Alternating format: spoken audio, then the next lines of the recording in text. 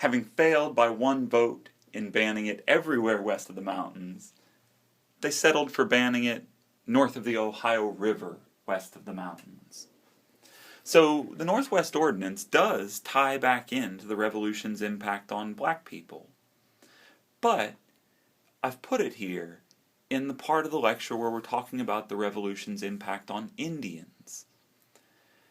So, from the American perspective, the Northwest Ordinance was something that they were very proud of. They thought European countries would try to create colonies in the Western lands and control them. And instead, look at us with all of our freedom stuff. We are going to let people rule themselves, let them govern themselves. Democracy. And, looking at it that way, it is absolutely sort of impressive. But now, let's flip all this and see it from the Indian perspective. Indians still lived in all these lands.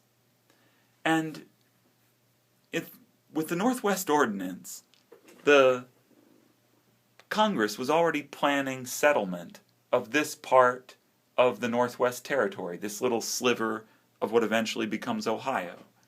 And they've got it all mapped out. A grid separating it out into farming lots. One of those lots will be set aside as a town lot, and the town lot is already all subdivided for different residents and businesses. One town lot set aside for the future school.